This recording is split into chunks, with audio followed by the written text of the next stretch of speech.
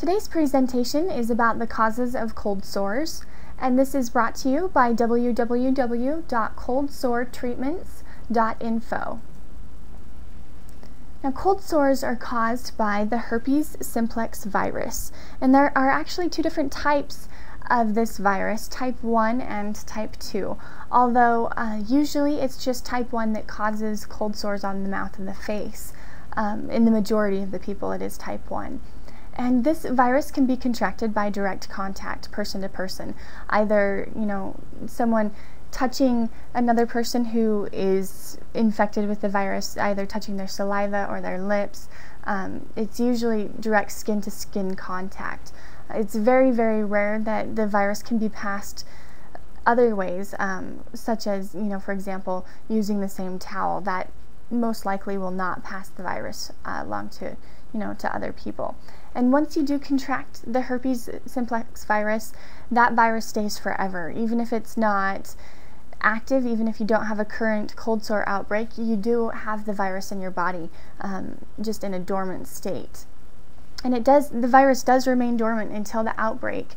And those outbreaks can occur at any time. There's not really a set amount of time that it occurs. It really differs from person to person, depending on what circumstances you're in, and some of the risk factors that are going on. And we'll talk about those risk factors.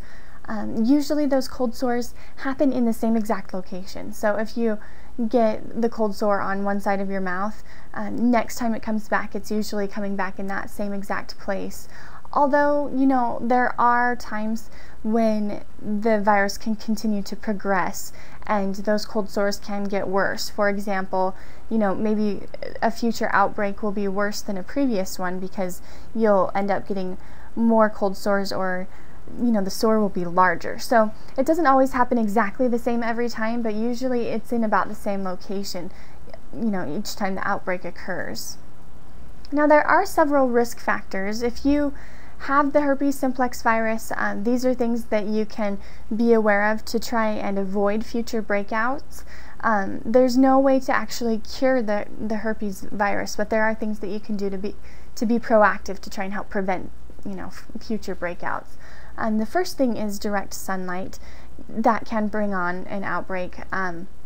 So if you're going to be out in the sun, make sure to protect your lips or whatever affected area with sunblock, or wear a wide-brimmed hat, or just make sure to try and keep your mouth out of that direct sunlight. Also, high levels of stress can cause an outbreak to begin. So if you're feeling stressed, try and bring that stress level down.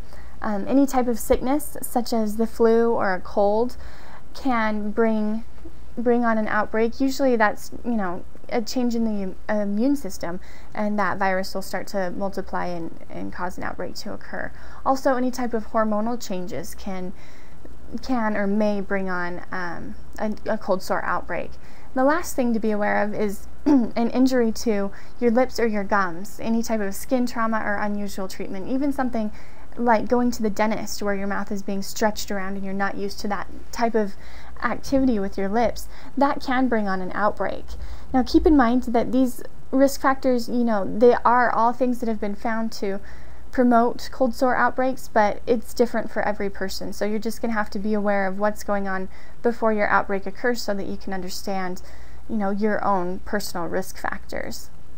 That's just a brief overview of the causes of cold sores. We do have a lot more information on our website about treatment and other information about cold sores.